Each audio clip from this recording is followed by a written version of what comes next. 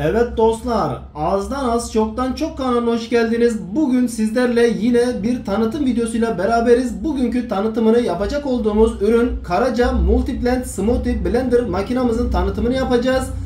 Bakalım makinamızın özellikleri neler, artıları neler, eksileri neler, bizlere vaat ettiği özelliği gerçekten yerine getiriyor mu, yoksa işlevsel olarak sıkıntıları var mı? Bunları beraber deneyerek sizlere canlı canlı göstererek anlatmaya çalışacağız. Görmüş olduğunuz gibi Karaca Multiblend Smoothie Blender makinamız böyle bir kutunun içerisinde geliyor. Kutunun yan taraflarında özellikleri mevcut. Şimdi kutunun içerisinden smoothie makinamızı çıkartma işlemini gerçekleştiriyoruz. Buradaki sürahimiz cam bir sürahi. Cam bir sürahi olduğu için ağır bir sürahi ve dikkat edilmesi gereken, kırılmaya müsait bir sürahimiz var. Onu şu şekilde çıkartıyoruz. Bir parça daha malzememiz var. O da bizim motor gövdemiz dostlarım. Motor gövdemizi de poşetinden çıkartıyoruz. Kutumuzun iç bölgesinde cam sürahimizin taşıma esnasında kırılmaması için bu görmüş olduğunuz köpükte düşünülmüş gayet güzel bir düşünce. Ve kutumuzun içerisinden bir adet de kullanma kılavuzumuz çıkıyor. Toplamda ürünümüz iki parçadan oluşuyor dostlarım. Şimdi gelelim ilk olarak sürahi kısmımızla başlayalım.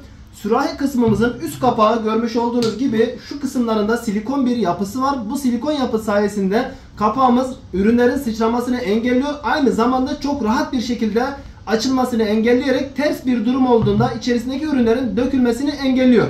Tabi silikon bir yapıda olduğu için bu kapağımızı tam kapattığımız zaman açması bir tık zor oluyor. Ciddi manada kuvvet uygulamamız gerekebiliyor. Onun için de düşünmüşler, üst tarafta tekrardan ürünleri içerisine atabileceğimiz küçük bir kapak yapmışlar. Şu görmüş olduğunuz kapağımızı bir tık çevirdiğimiz zaman bu kapağımız çıkıyor. Ana kapağımızı açmadan bu ara kapak bölmesinden buradan sığabilen ürünlerimizi sürahimizin içerisine ekleyerek malzemelerimizi ekleme işlemini gerçekleştirebiliyoruz. Bu kapağımızı bu şekilde biraz kuvvet uygulayarak açmamız gerekiyor. Sürahimiz görmüş olduğunuz gibi cam bir sürahi, ağır bir sürahi. Taşırken, elimize alırken bu ağırlık bilinciyle alıp dikkat etmemiz gereken bir sürahi. Düştüğü anda affı yok. Kırılır, geçer gider, tekrardan yenisini almak zorunda kalırız. Buna dikkat etmemiz gerekiyor. Sürahimizin ölçü boyutu ise 1,5 litre kapasiteli ölçüye sahip sürahimiz. Sürahimizin bu kısmında litre ölçeklendirme işlemi yapılmış. Diğer kısmında ise bardak olarak ölçeklendirme işlemi yapılmış. Bunu da burada düşünmüşler. Bu da gayet güzel bir düşünce. Alt tarafındaki bıçak kısmımızı çevirerek bu şekilde çıkartabiliyoruz. Bu şekilde çıkarttığımız zaman ürünlerimizi hem rahat bir şekilde yıkayabiliyoruz hem de parçalarını ayırabiliyoruz. Buradaki görmüş olduğunuz bizim öğütme bıçağımız ise paslanmaz çelikten oluşan bir bıçak yapısına sahip. Bu sayede yapmış olduğumuz yıkamalar neticesinde bıçaklarımızda herhangi bir paslanma işlemi gerçekleşmiyor. Blenderımızın bıçak öğütme alt kısmında yer alan burası plastik bir parçadan oluşuyor. Plastik bir parçayla bu şekilde döndürüyoruz. Motorumuzun bu plastik parçanın geçmiş olduğu yerde şu anda videodan görebiliyorsunuz. Burası da plastik bir yapıda. Tabii ki burası plastik olanlar var, demir olanlar var. Sağlamlık kısmı yapılan uzun denemeler ve kullanımlar neticesinde ortaya çıkacak. Şu an için bu konuda olumlu veya olumsuz herhangi bir yorum yapmıyoruz. Şimdi geldik motor kısmımıza. Motor kısmımızda görmüş olduğunuz gibi bir adet kablomuz var. Kablomuzun uzunluğu ne çok uzun ne çok kısa, orta uzunlukta bir kablomuz var. Motorumuzun gücü 1000 watt gücünde. 1000 watt gücünde bir motorumuz var. Bu da gayet yeterli bir güç. Olması gerektiği kadar tüm işlemlerimizi rahat bir şekilde halledebileceğimiz bir güce sahip. Bunun da denemesini yapacağız.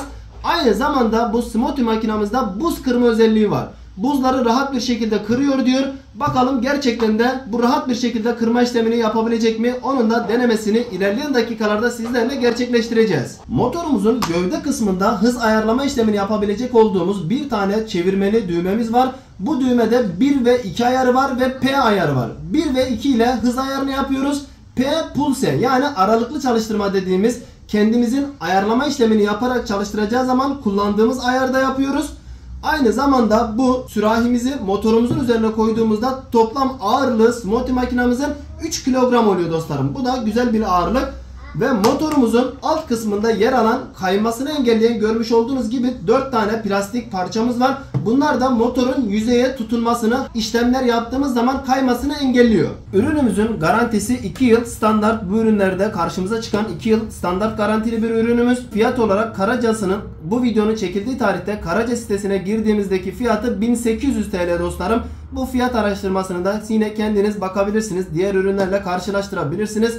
Ürünümüzün genel özellikleri bunlardı. Şimdi gelin sizlerle ilk olarak buz kırma testini yapalım. Ardından bir de smoothie yapalım. Ondan sonra değerlendirme işlemine başlayalım. Şimdi smoothie makinamızı prizimize taktık. Sürahimizi bu şekilde yerleştirdikten sonra bir tur çevirme işlemi yapmamız gerekiyor. Sürahimizi oturtma işlemini yaptıktan sonra bir tık çeviriyoruz. Bir tık çevirdik. Şu anda tam oturdu. Bu şekilde çevirme işlemini yapmadığımız zaman herhangi bir işlem yapamıyoruz. Bu şekilde taktıktan sonra şimdi buzumuzu makinamızın içerisine alıyoruz. Buzumuzu sürahimizin içerisine koyduktan sonra içerisine yarım çay bardağı da olsa bir miktar su eklemesi yapıyoruz. Çok fazla yapmamıza gerek yok. Bir miktar eklememiz yeterli. Ardından kapağımızı kapatıp çalıştırma işlemine başlıyoruz. Bakalım gerçekten buzları efsane bir şekilde kırıyor mu?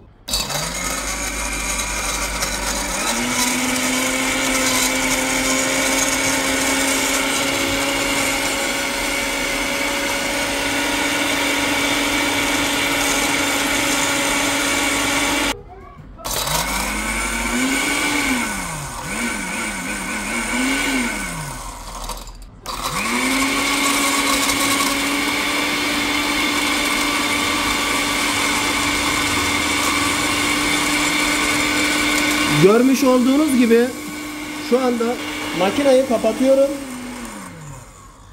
İkinci seviyeye almamıza rağmen alttaki bıçak boşa dönüyor. Buz kırma işlemini gerçekleştirmiyor. Niçin gerçekleştirmediği hakkında herhangi bir bilgimiz yok. Ancak şu anda kırma işlemini yapmıyor. Pulse aralıklı çalıştırma işlemiyle deniyoruz.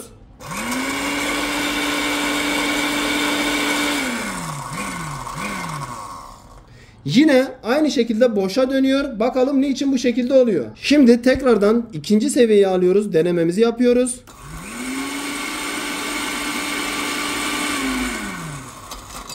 Ya buzlar çok fazla olduğu için buradaki bıçağa temas etmiyor. Sebebini tam olarak anlayamadık. Şimdi buzların içerisinden birazcık çıkartıyoruz. Videoda da canlı canlı gördüğünüz üzere bıçak boşa dönüyor. Buzu normalde kırabilecek ancak bıçağın olduğu yere buzlar niyeyse denk gelmiyor. Belki bizim yaptığımız bir hata olabilir ancak biz şu anda bu makinede buz kırma işlemini gerçekleştiremedik dostlarım. Şimdi smoothie yapma işlemine başlıyoruz. Smoothie makinamızın içerisine ilk olarak 2 dilim olacak şekilde dondurmamızı koyduk. Ardından içerisine yarım litre sütümüzü ekliyoruz.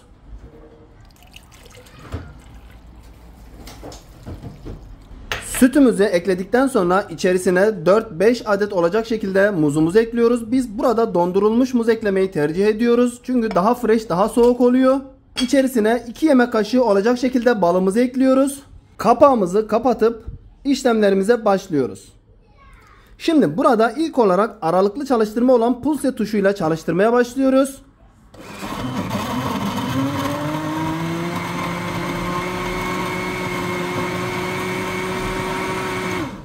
Aynı zamanda çalışma sesini duymuş oldunuz. Şimdi birinci kademeye alıp bu şekilde sesini dinletiyorum sizlere.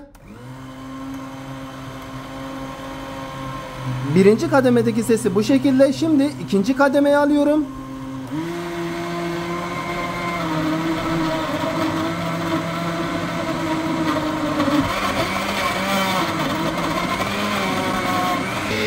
Birazcık süt eklemesi yapıyoruz.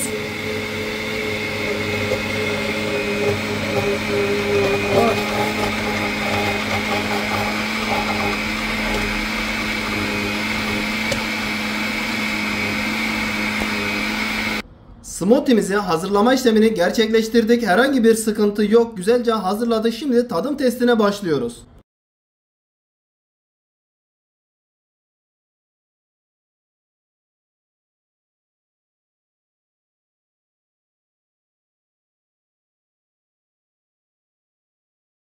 Sıcak yaz günlerinde efsane bir smoothie'yi yine yaptık. Kanalımızın daha önceki ilk videolarında efsane 10 adet smoothie tarifimiz var, videomuz var. Oradaki o fresh yaz günlerinin vazgeçilmezi olacak efsane smoothie tariflerini bulabilirsiniz. Özellikle atom olarak adlandırmış olduğumuz 10 numara 5 yıldız özellikte olan smoothie tarifimiz o videolarımızda mevcut. Bu videoya ilk defa gelenler o videoları kesinlikle izlemesini tavsiye ediyorum. Makinamız hızlı ve güzel bir şekilde içerisine atmış olduğumuz dondurulmuş muzumuzdan balımıza kadar sütümüzü hızlı bir şekilde yaptı. Sesi aşırı bir şekilde değil, ancak buz kırma performansı bizi çok fazla tatmin etmedi. Gelin şimdi hep birlikte değerlendirme kısmına geçelim. Yapmış olduğumuz smoothie ile de makinamızın canlı değerlendirmesini yaptık. Smoothie'de herhangi bir sıkıntı yok. 1000 watt motor gücünün gayet güzel ve yeterli bir şekilde çalıştığını tespit ettik. Ancak buz kırma özelliğinde çok fazla tatmin edici bir sonuç elde edemedik. Onu da sizlere gösterdik. Bizden kaynaklı bir hata yok. İç tarafta bıçağın olmuş olduğu yer bir tık çukur geliyor. Bıçağımız boşuna dönüyor. Oradaki buzları çevirerek bıçağın içerisine alamıyor maalesef.